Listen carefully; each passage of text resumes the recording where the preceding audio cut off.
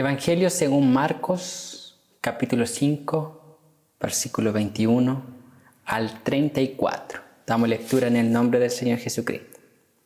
Pasando otra vez Jesús en una barca a la otra orilla, se reunió alrededor de él una gran multitud, y él estaba junto al mar. Y vino uno de los principales de la sinagoga, llamado Jairo, y luego que le vio, se postró a sus pies, y le rogaba mucho, diciendo: Mi hija está agonizando, ven y pon las manos sobre ella, para que sea salva y vivirá. Fue, pues, con él, y le seguía una gran multitud, y le apretaban. Pero una mujer que desde hacía 12 años padecía de flujo de sangre, que había sufrido mucho de muchos médicos y gastado todo lo que tenía, y nada había aprovechado, antes le iba peor. Cuando oyó hablar de Jesús, vino por detrás entre la multitud y tocó su manto, porque decía: si tocare tan solamente su manto, seré salva. Y enseguida la fuente de su sangre se secó, y sintió en el cuerpo que estaba sana de aquel azote. Luego Jesús, conociendo en sí mismo el poder que había salido de él, volviéndose a la multitud, dijo: ¿Quién ha tocado mis vestidos? Sus discípulos le dijeron: ¿Ves que la multitud te aprieta y dices: ¿Quién me ha tocado? Pero él miraba alrededor para ver quién había hecho esto. Entonces la mujer, temiendo y temblando, sabiendo lo que en ella había sido hecho, vino y se postró delante de él y le dijo toda la verdad. Y él le dijo: Hija, tu fe te ha hecho salva. Ve en paz y queda sana de tu azote. Hasta ahí vamos a orar.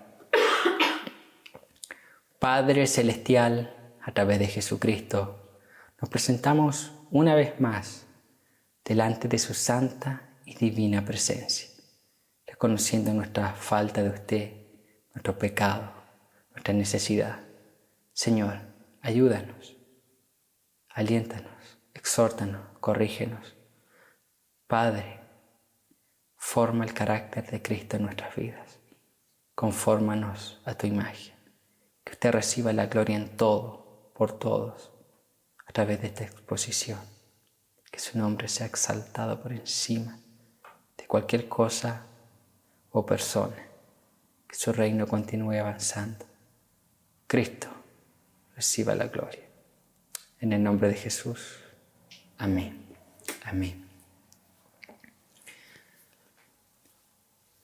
Este relato se encuentra registrado en los otros 3 evangelios sinópticos: Mateos, Marcos y Lucas, en los otros 2. El contexto un poco de este pasaje es el siguiente. Como Jesús había expulsado los demonios de este endemoniado en Gadarena, los gadarenos no quisieron que Jesús se quedase en aquel territorio. Había hecho un milagro extraordinario Cristo, maravilloso. Nosotros estudiamos hace un año atrás más o menos aquel pasaje. Entonces ese hombre que estaba marginado de la sociedad fue reintegrado con su juicio cabal a la sociedad y fue enviado a cumplir la gran comisión, a predicar de lo que Cristo había hecho en él, de su evangelio. Sin embargo, a los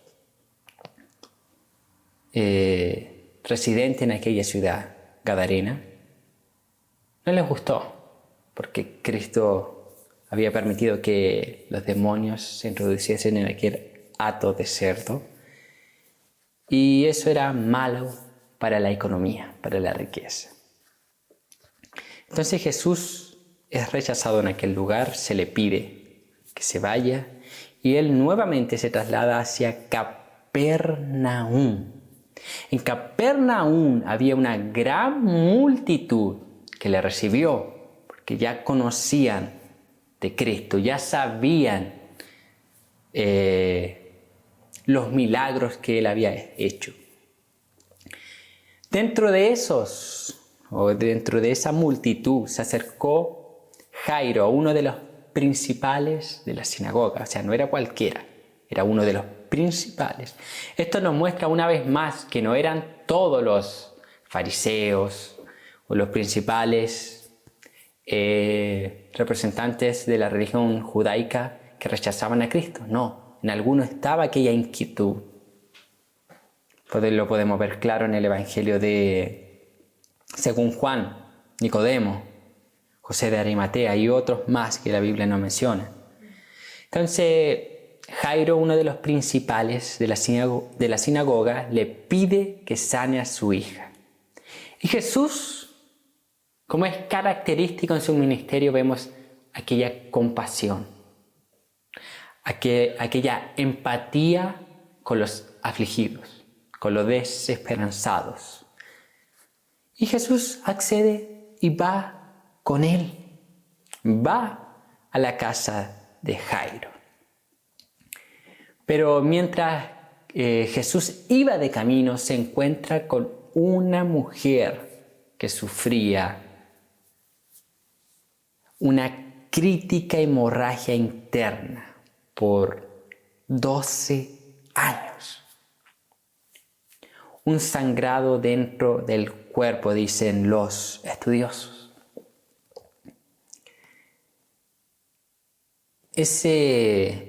Aquella enfermedad de esa mujer, esa hemorragia interna, tenía algunos efectos, algunos síntomas en su cuerpo, en su vida, en su ser.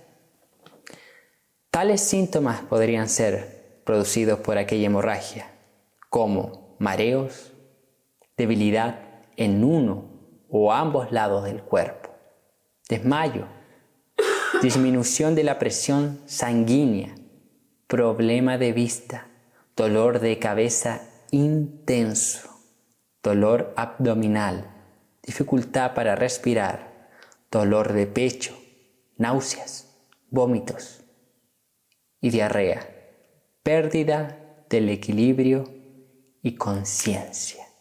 O sea, la situación de esta mujer era una situación crítica, alarmante, desesperada. Estaba esta mujer.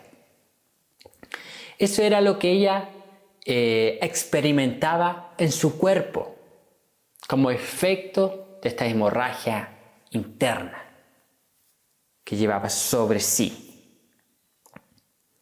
Sin embargo, la aflicción de la mujer no solamente radicaba en su cuerpo, en sentir aquellos efectos de esta enfermedad, sino que también en la sociedad.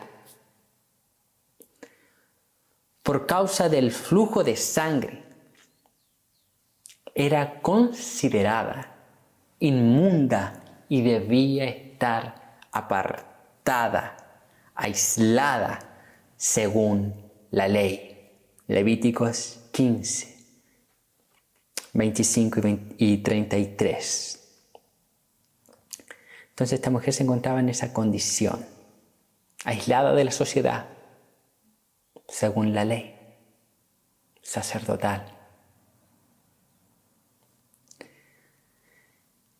El relato nos muestra que también esta mujer había pasado por muchos médicos, por lo cual la situación había empeorado en vez de mejorar. Su enfermedad era incurable. Entonces, no era en sí que los médicos fuesen malos, médicos según su tiempo.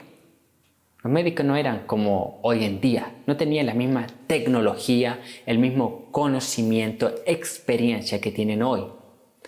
Entonces, para los médicos, según los estudiosos, esta enfermedad que sufría, esta hemorragia interna que sufría la mujer del flujo de sangre, era desconocida. Y al ser desconocida, era una enfermedad incurable. No tenía cura. Lo interesante que hay que recalcar de esta historia es que no solamente la mujer sufría por esta enfermedad y la sociedad y que los médicos no hallaban cura, sino que lo peor era que no solo que no mejoraba, sino que empeoraba. El texto también nos muestra y nos dice que esta mujer había gastado todo su dinero en médicos. Es decir, esta mujer ahora era pobre. Gastó todo su dinero. Como dije anteriormente, el gran problema no es simplemente que la mujer estaba enferma, con tales síntomas que ya mencioné, gravísimos, y durante 12 años. No era solamente que estaba apartada de la sociedad. No era solamente que era pobre, sino que su situación había empeorado.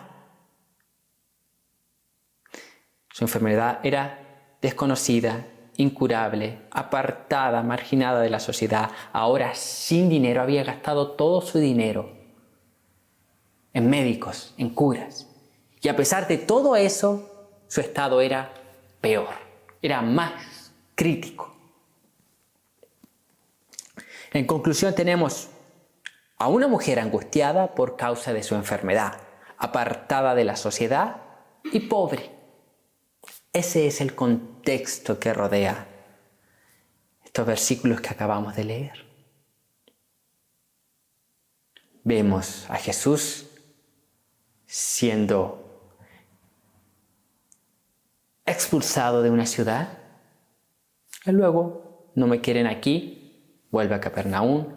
Vemos a uno de los principales de la sinagoga pidiendo auxilios por su hija ante Jesús. Vemos a Cristo caminando, accediendo a ir a la casa de Jairo, pero durante ese camino aparece una mujer con flujo de sangre. Es el contexto de estos versículos y finalmente llegamos al versículo 27. Desde ahí en adelante va a ser la predicación. Y veremos desde este versículo 27 en adelante cómo obra la fe en medio de la angustia. Yo quiero tratar ese tema. La fe en medio de la angustia. ¿Por qué es importante? Sobre todo en el día actual, nuestros días. Estamos en medio de una pandemia. No, como hemos visto, no hemos superado aún la pandemia. Esto se ha visto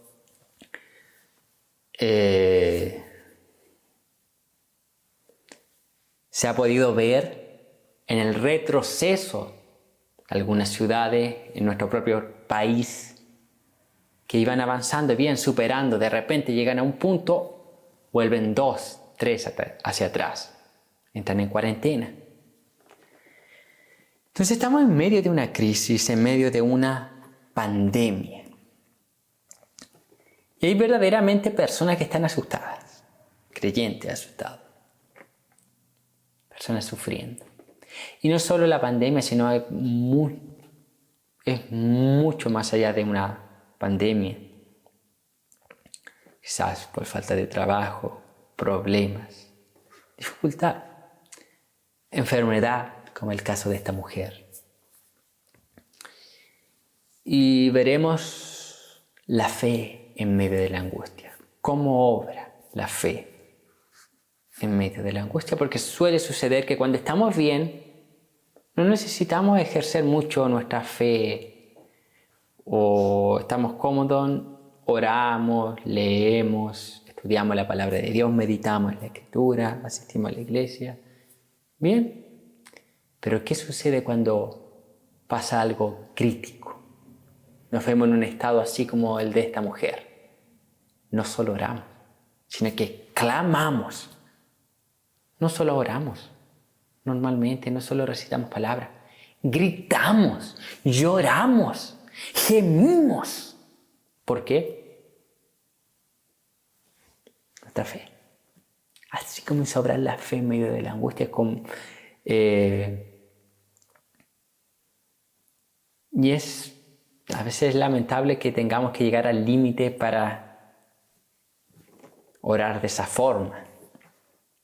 Pero también es parte del ser humano. Son procesos. Es el camino de santificación. Entonces, a pesar de la angustia, hay esperanza. Tenemos nuestra fe. Entonces, en el día de hoy vamos a recordar eso. Algo práctico. Recordar que a pesar de los problemas, a pesar de la dificultad, a pesar de la pandemia, de las crisis, de la falta de trabajo, crisis económica, crisis familiar, decepciones, pecado, tenemos una fe más preciosa que la plata, que el oro. Entonces comenzaremos en el versículo 27, la parte A. Dice así: cuando oyó hablar de Jesús.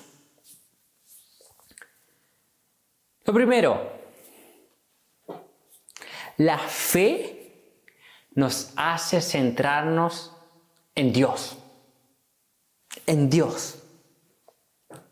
No existe fe en el sentido de fe salvífica como hemos venido viendo, y esta fe que obra conforme la palabra de Dios, la fe que me acerca a Dios. No existe ese tipo de fe que no se centre en Dios. Es ilógico. Entonces la fe bíblica nos hace centrarnos en Dios. Es lo primero que debemos aprender. Cuando oyó hablar de Jesús, claramente la mujer había oído de los milagros y las curaciones que Jesús había realizado en otras personas. La Biblia muestra que cuando Jesús comienza su ministerio, comienzan estas señales, estos prodigios, estos milagros a ocurrir, que eran señales que mostraban o que tenían el propósito de autentificar el ministerio de Cristo, mostrar, dar seguridad de que Jesús era el Mesías.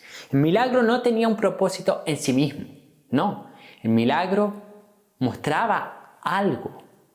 No era un fin en sí mismo, era un medio que estaba mostrando algo mayor, que Jesús era el Mesías, el Redentor. Entonces, esta mujer ya había oído de Cristo, ya había oído de los milagros que Jesús había hecho. El texto dice que Jesús volvió a Capernaum. ¿Por qué dice el texto que volvió? Porque él ya había estado.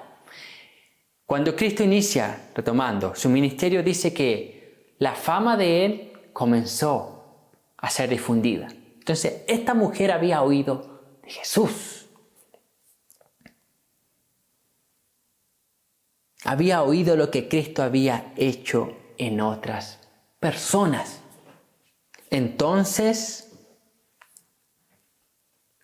comienza a nacer en esta mujer la fe. La fe.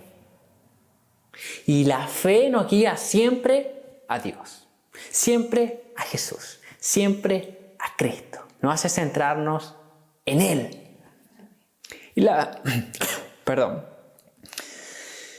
Biblia dice en Romanos 10:17, así que la fe es por el oír, y el oír por la palabra de Dios. La palabra de Dios predicada, anunciada, abre nuestros oídos y produce fe. Cuando la mujer oyó sobre Jesús, La palabra produjo fe en ella. Esta mujer oyó sobre Jesús, oyó sobre sus milagros, oyó sobre lo que Él enseñaba. Oyó. Entonces comienza a nacer la fe en esta mujer. Cuando la mujer tuvo fe, ella comenzó a centrarse en Jesús, en Dios. En Dios. Vemos aquí a una mujer en un estado crítico, una mujer pobre, una mujer marginada de la sociedad. No podía estar ahí donde estaba. Era inmunda. Nadie quería tener contacto con ella. Sin embargo, cuando esta mujer oyó de Jesús, oyó de los milagros que Él hacía, oyó lo que Cristo predicaba, porque el ministerio de Cristo no solamente se basaba en lo que Él hacía, sino también en lo que Él predicaba, sus milagros y lo que Él vivía. Entonces esta mujer oyó de Jesús. Cuando oye de Cristo, comienza a nacer la fe en ella. Entonces, ¿qué aprendemos? En todo tiempo, aún en la angustia, debemos centrarnos en Dios. Si verdaderamente tenemos fe en Jesucristo, ella siempre nos direccionará hacia Él, hacia Cristo. En medio de la angustia, si verdaderamente somos creyentes, si verdaderamente tenemos aquella fe salvífica, si verdaderamente estamos en Cristo, independiente de la angustia, independiente de la aflicción, independiente de la presión de este mundo, nuestra fe va a estar siempre en Él. Nuestra fe va a estar centrada en Cristo. ¿Qué quiere decir eso? Que no vamos a doblegarnos ante este mundo.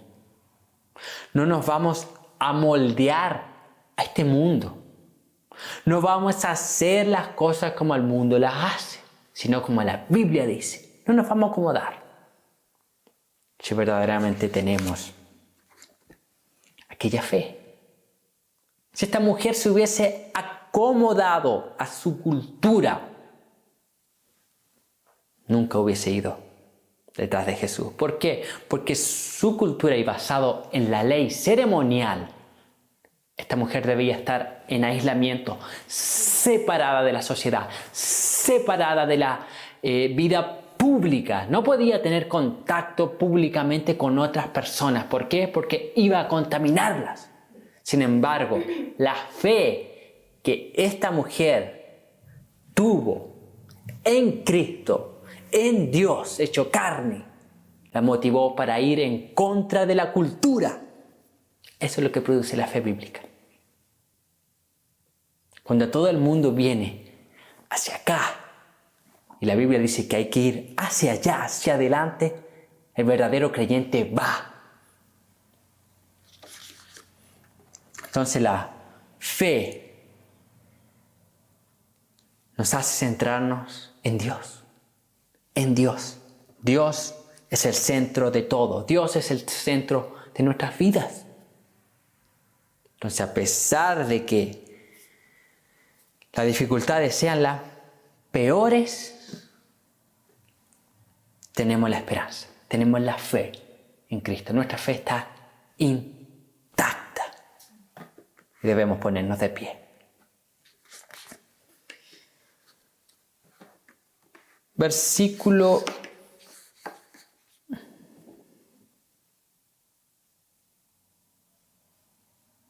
28. Después volveremos al versículo 27. Pero vamos a pasar al 28.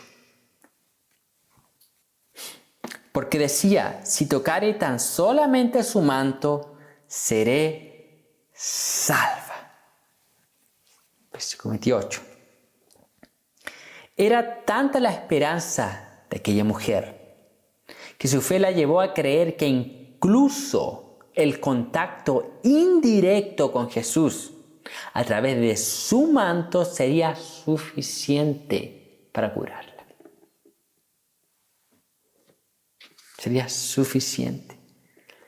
Entonces, en segundo lugar, anota ahí, la fe en medio de la angustia nos da esperanza. Nos da esperanza. Aquí yo tengo la definición de esperanza. Estado del ánimo en el cual se nos presenta como posible lo que deseamos. Entonces nosotros jamás debemos perder la esperanza de que Dios intervendrá en nuestras vidas. Vea, una mujer. Vamos a volver continuamente al relato. Enferma, 12 años, apartada de la sociedad, pobre. Una mujer desesperanzada, sin expectativa. Sin embargo, cuando oye de Jesús, de su ministerio, de su persona, de su milagro, su obra, esta mujer se comienza a centrar en Cristo y comienza a obrar. ¿Por qué? Fe. Y esa fe le da esperanza, le da expectativa, le da ánimo. Y el texto dice, porque decía, si tocare tan solamente su manto, seré salva. Esa mujer que estaba marginada, esa mujer que estaba afligida, desesperanzada, no tenía en qué más apoyarse. Es más, ya había perdido todo su dinero en médico. ¿A dónde iba a ir? ¿Quién la iba a atender? ¿A quién iba a recurrir? No tenía esperanza. Sin embargo, al oír de Cristo, esta mujer se llena de esperanza. Coloca su esperanza en Cristo. Las expectativas de esa mujer comienzan a resurgir. Cuando parecía que todo estaba perdido, de repente una luz se enciende. ¿Por qué? Cristo. Esa mujer colocó la mirada en Cristo. Cristo dio esperanza. Esperanza. La fe produce eso. Esperanza en medio de la angustia. Como decía, nosotros no debemos perder la esperanza jamás de que Dios puede obrar, de que Dios nos puede auxiliar en medio de las dificultades. A veces Dios interviene de la forma que nosotros no esperamos o que no nos agrada. Pero Dios interviene. Jamás debemos perder esa esperanza de que Dios va a intervenir. Quizás no como nosotros queremos o como esperamos. Pero Él sí va a intervenir en nuestras vidas. Eso es lo que produce la fe. La fe nos trae esperanza. La fe llenó de esperanza a esa mujer. Nosotros muchas veces no nos cabe en nuestra mente, no logramos imaginar la situación de esta mujer. Era un estado crítico. Esta era una mujer donde muchos hubiesen pensado y hubiesen dicho así, no hay cura para esta enfermedad. Apártate de la sociedad, enciérrate en tu casa y muere. Es como una mujer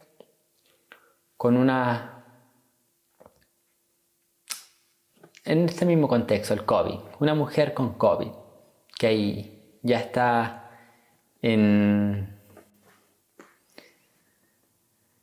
es población de mayor riesgo, está contagiada, tenía un sinnúmero de otras enfermedades, lo que le espera es la muerte. Y la sociedad, no es que me puede contagiar, no es que no puede, no, que se encierra en su casa y muera. Esa era más o menos la situación, pero peor aún, para tener una idea, un ejemplo. Sin embargo, esa mujer estaba en un contexto así, semejante. La fe produjo esperanza en ella. No cualquier fe. La fe en Dios. La fe en Cristo. Y volvemos al versículo 27, la parte B, que dice lo siguiente. Vino por detrás entre la multitud.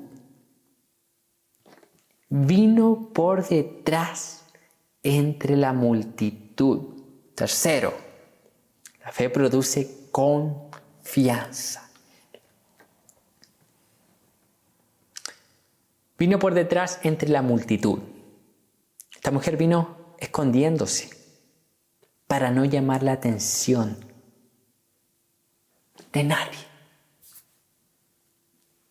Los comentaristas dicen que esta mujer vino escondiéndose debido a su timidez y la vergüenza producto de su enfermedad. Entonces esta mujer estaba así, o sea, una persona tímida, introvertida, que sabía que la sociedad la marginaba, y si alguien se llegaba a enterar que ella estaba ahí, estaba infringiendo la ley, podía ser muerta.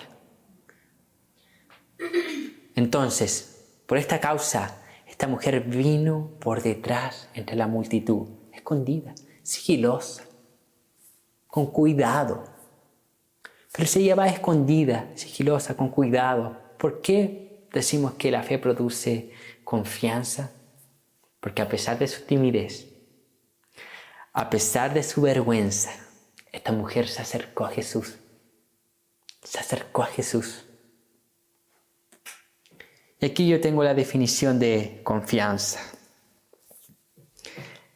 La confianza se puede definir de la siguiente forma: ánimo, aliento, vigor para obrar. La mujer era tímida, estaba con aquella enfermedad, marginada, estaba arriesgando su vida. Tuvo ese vigor para obrar. Segunda de Corintios 5, 6 y 7 dice así: así que vivimos confiados siempre y sabiendo que entre tanto que estamos en el cuerpo, estamos ausentes del Señor, porque por fe andamos y no por vista. Hablando Pablo. La confianza de Pablo permaneció intacta porque él vivía por fe y no por vista o apariencia. Es el caso de esta mujer. Podemos ver que Pablo está hablando de aquí de la fe, lo que produce la fe. Sin embargo, en esta mujer vemos la fe obrando. Vemos en esta mujer fe verdadera. La fe que produce confianza. La fe que nos hace obrar independiente de la dificultad. Esta mujer estaba arriesgando su vida. Pero su fe era mayor que su vida. La confianza era mayor. Esta mujer tuvo confianza en que Jesús la sanaría y por ende ella fue detrás de él. De esta misma forma nosotros debemos confiar en Dios, independiente de la circunstancia. La fe produce esa confianza. Yo quizás aquí a través de cada ítem que he ido mencionando estoy definiendo una fe verdadera. A través de esta mujer, de este relato del Evangelio, vemos una fe verdadera. Una fe que se centra en Dios, una fe que da esperanza, una fe que da confianza, o sea, nos guía a obrar conforme a la palabra de Dios.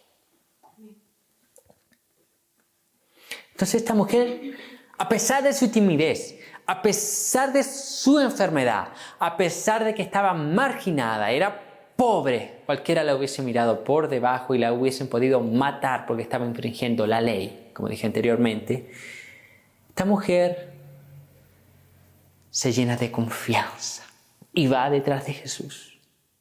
Va detrás de Jesús. Es más, la mujer no tenía... Quizás esa mujer habrá pensado así: 12 años enferma, marginada de la sociedad, he recurrido a un sinnúmero de médicos, no he mejorado, he perdido todo lo que tenía y es más, he empeorado. No pierdo nada. Si me apedrean por incumplir la ley, me trae alivio, porque ya no quiero seguir en esta condición. Y va detrás de Jesús llena de confianza. Hermano, no tenemos nada que perder, tenemos una vida solamente en esta tierra. Tenemos una sola vida.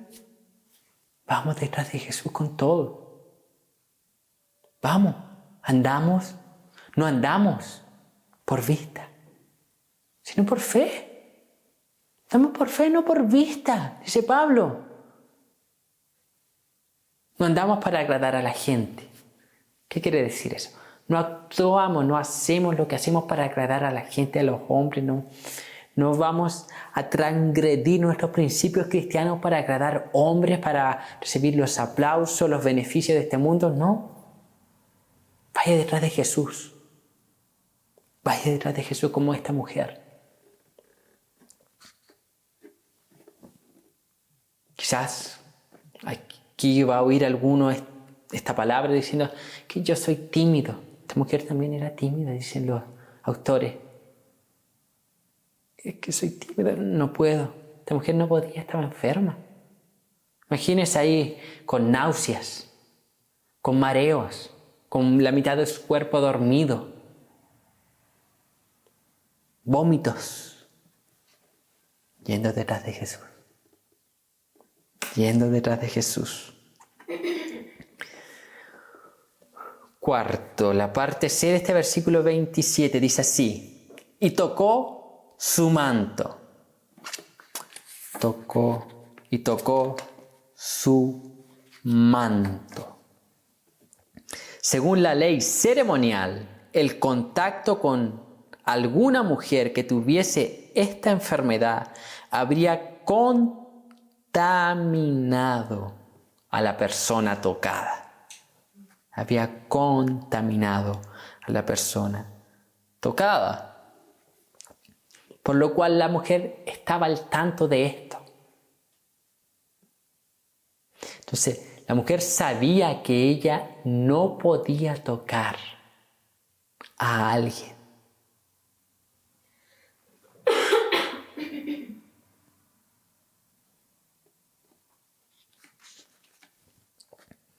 Y quizás esto fue que a la mujer la motivó de tocar indirectamente.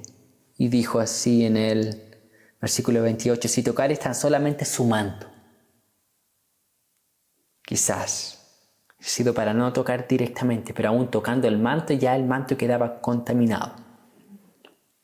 Entonces la mujer tocó los flecos, es decir, el borde del manto de Jesús. Borde del manto de Jesús. El texto dice, y tocó su manto. Cuarto, la fe produce obras. Produce obras. Santiago dice así, así también la fe, si no tiene obras, es muerta en sí misma. Santiago 2:17. La fe genuina produce obras y no cualquier obra, sino obras buenas. Buenas obras. Esta mujer dice el texto que tocó el manto de Jesús. Tendría que hacer esos flecos que tienen los mantos que usaban los rabinos en el tiempo de Jesús. Y si esta mujer tocaba a Cristo, esta mujer iba a contaminar a Jesús. Aquí vemos el efecto contrario, es Cristo quien contamina a esta mujer. La palabra contaminar en sí mismo no tiene una connotación negativa, no. Es llenar a algo de alguna cosa. Si yo echo agua en algo, la contamino. Pero el agua en sí no es mala. Entonces depende de lo que el contenido de lo que yo eche en algún recipiente. Y no fue esta mujer la que contaminó a Cristo, sino que la virtud de Cristo la llenó a ella. Y interesante, volviendo al tema, la fe de esta mujer la llevó a obrar. Eso es lo que produce la fe. La fe produce obras. Obras dignas de arrepentimiento. Obras dignas de la fe que decimos profesar. Si decimos que tenemos fe y no tenemos obras conforme a la fe que decimos profesar, somos mentirosos. Nos estamos engañando a nosotros mismos. Y lamentablemente tenemos ese número de personas dentro de la iglesia diciendo que profesa una fe, sin embargo con sus obras niega esa fe que dice profesar. Debería analizar si verdaderamente está en Cristo. Porque quizás nunca escuche, haya nacido de nuevo. Y tiene que ser confrontada con la palabra de Dios. Si decimos que profesamos algo y hacemos lo contrario, somos hipócritas.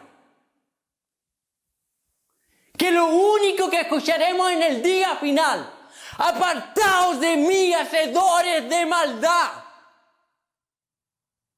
Y son personas que están diciendo: Señor, Señor, en tu nombre hicimos milagros, en tu nombre expulsamos demonios,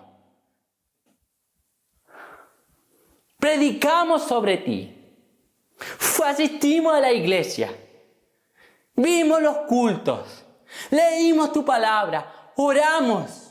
Cristo va a decir: apartaos de mí, nunca os conocí, hacedores de maldad.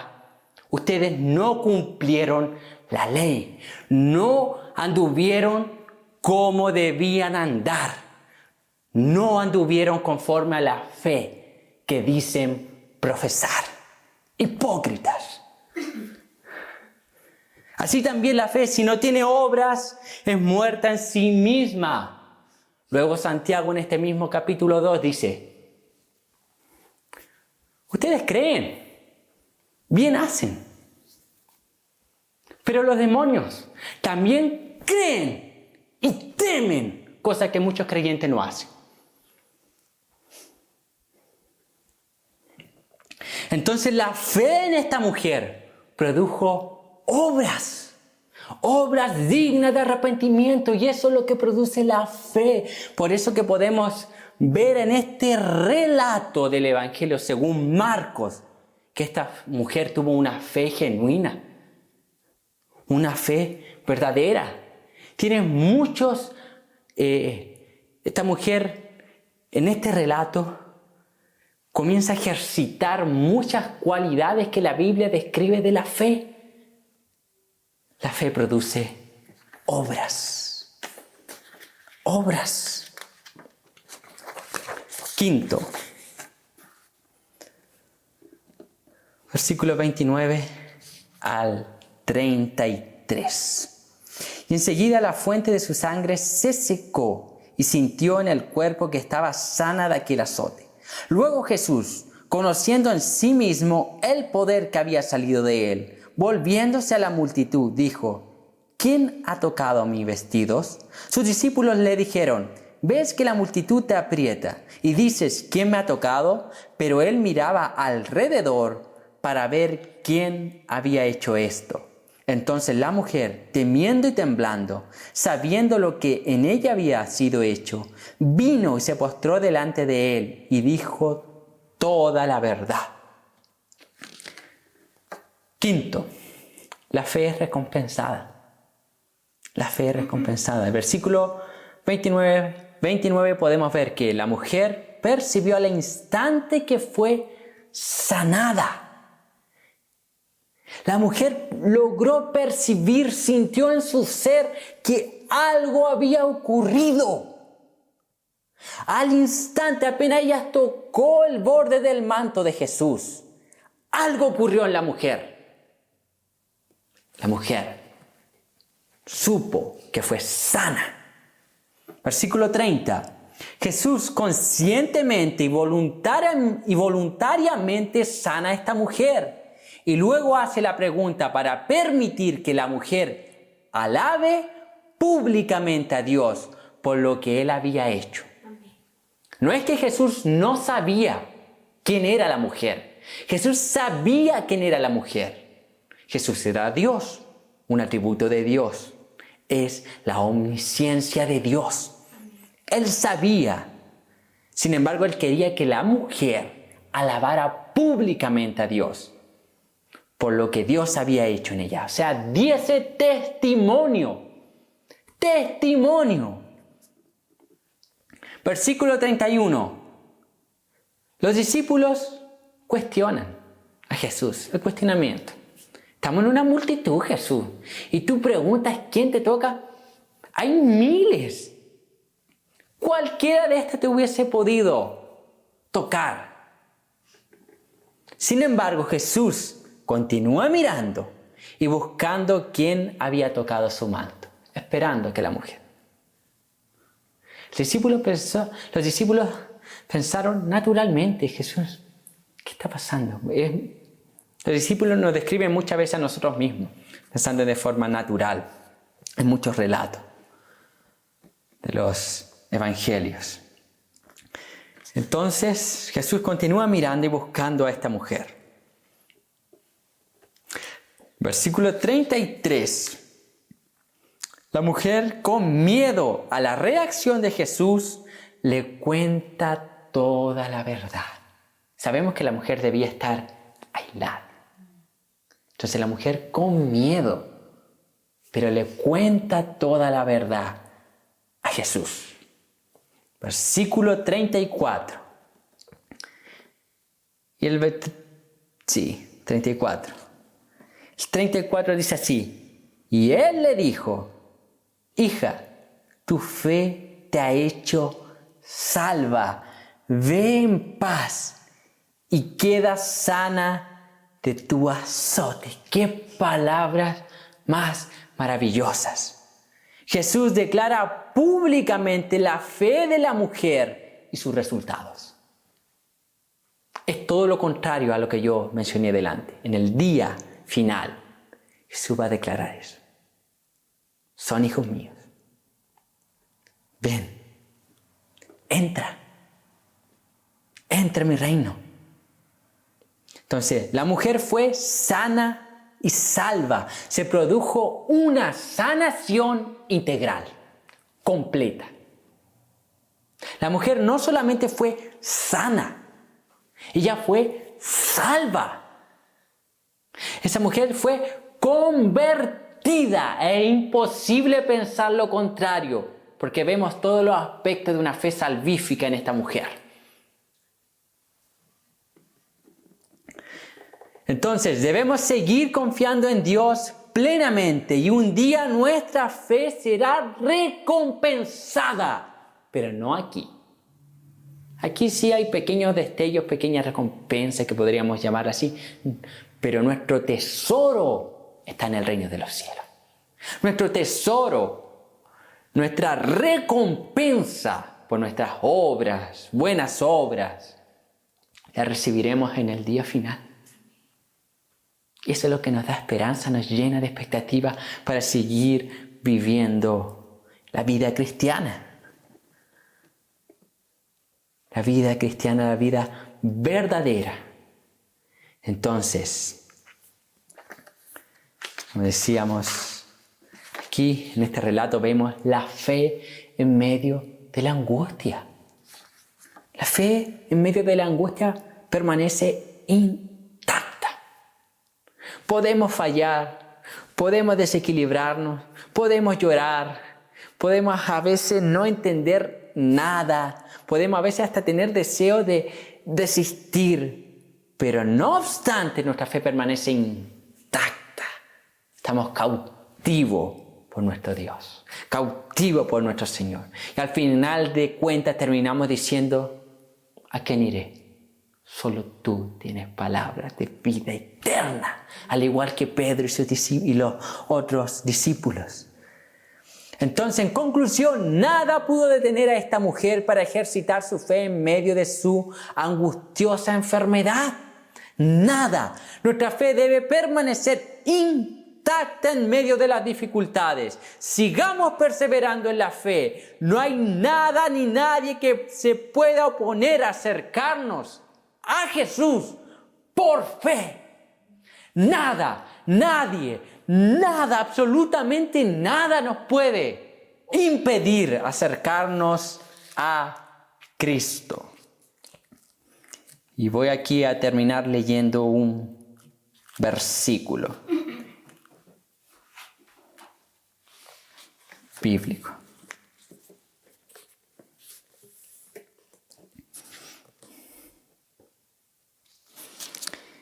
Esto no estaba en el bosquejo, no estaba en la pauta. Romanos capítulo 8.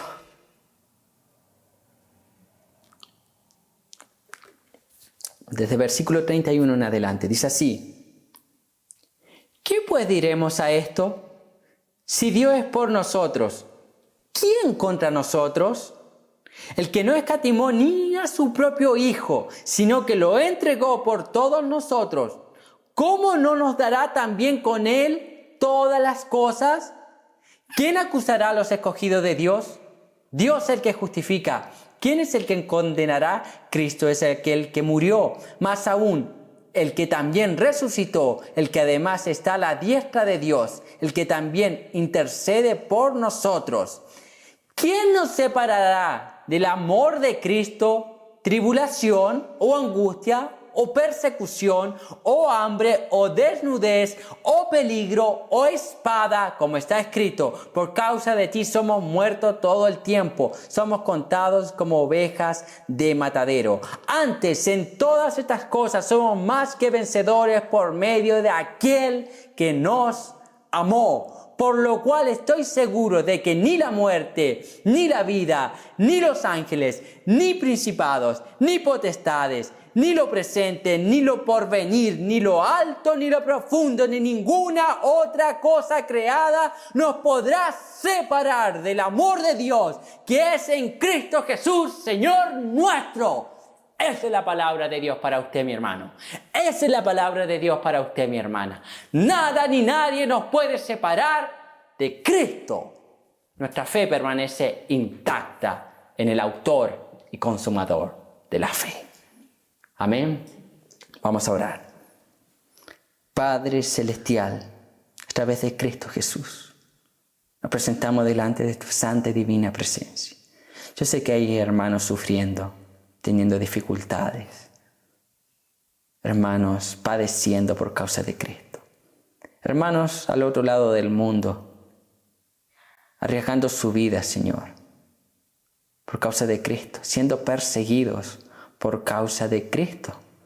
Oh Señor Dios, hermanos afligidos, enfermos, desesperanzados, oprimidos, con tantos, Señor, con tanta opresión de este mundo, este sistema. Oh Padre Celestial, en medio de tanta aflicción, recuérdale que la fe permanecerá intacta, que eres tú que los protegerá. Usted es aquel que los sustenta. Traiga alivio a aquellas almas afligidas, descanso. Traiga paz, Señor, como a esta mujer que no tenía esperanza, apartada de la sociedad, sin dinero, pobre. Y te trajo esperanza, Señor. Traiga esa esperanza, esa tranquilidad, esa paz que usted da, alivio para el alma, que nos conforma a la imagen de Cristo Jesús. Que usted reciba la gloria en todo y por todos. En el nombre de Jesús. Amén y amén.